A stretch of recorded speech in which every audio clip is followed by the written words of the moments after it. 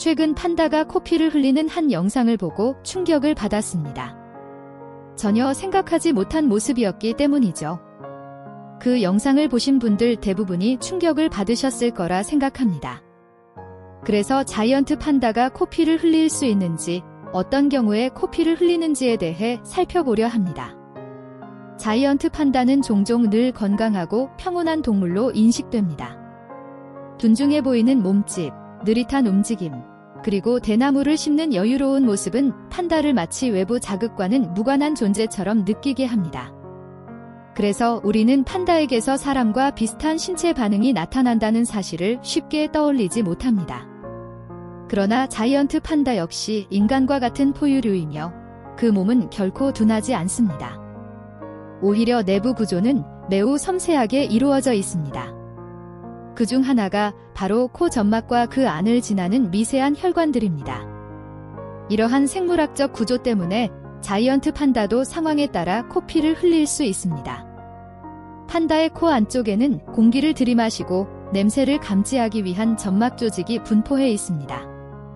이 점막에는 수많은 가느다란 혈관이 지나가는데 이는 호흡 과정에서 공기를 데우고 습도를 조절하는 역할을 합니다. 문제는 이 혈관들이 매우 얇고 민감하다는 점입니다.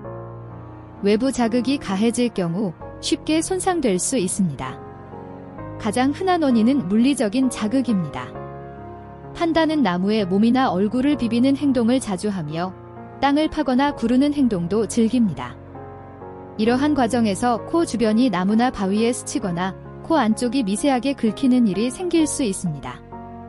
이때 점막이 손상되면 소량의 출혈, 즉 코피가 나타날 수 있습니다. 이는 외상이 심하지 않더라도 충분히 발생할 수 있는 현상입니다. 환경적 요인 역시 중요한 원인입니다. 사육 환경에서 공기가 지나치게 건조해질 경우 판다의 코 점막도 쉽게 마릅니다.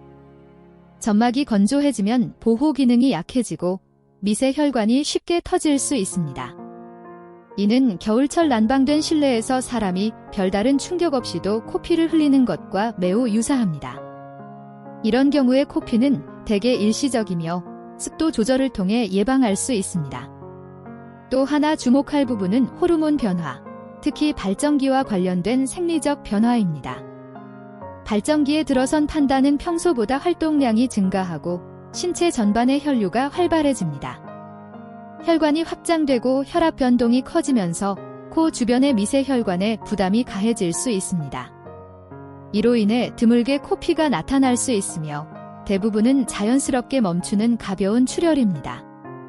이 외에도 염증이나 감염이 원인이 될 수 있습니다. 비강에 염증이 생기면 점막이 약해지고 재채기나 코를 문지르는 행동이 잦아지면서 출혈 가능성이 높아집니다. 또한 흙이나 작은 식물 조각 같은 이물질이 코 안으로 들어가 점막을 자극하는 경우도 있습니다.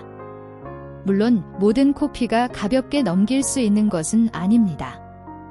출혈이 반복되거나 양이 많고 오래 지속될 경우에는 보다 정밀한 검사가 필요합니다. 혈액 응고 문제나 내부 질환처럼 드문 원인이 숨어있을 가능성도 배제할 수 없기 때문입니다. 그래서 보호시설에서는 코피가 관찰되면 반드시 판다의 행동 변화, 식욕, 전반적인 컨디션을 함께 살핍니다. 자이언트 판다가 코피를 흘릴 수 있다는 사실은 그들이 결코 특별한 예외의 존재가 아니라는 점을 보여줍니다. 판다는 귀엽고 상징적인 동물이지만 동시에 상처를 입고 환경에 영향을 받으며 회복하는 생물학적 몸을 가진 포유류입니다. 어쩌면 판다의 코피는 놀라운 사건이 아니라 우리가 그들을 조금 더 현실적인 눈으로 바라볼 필요가 있음을 알려주는 작은 신호일지도 모릅니다.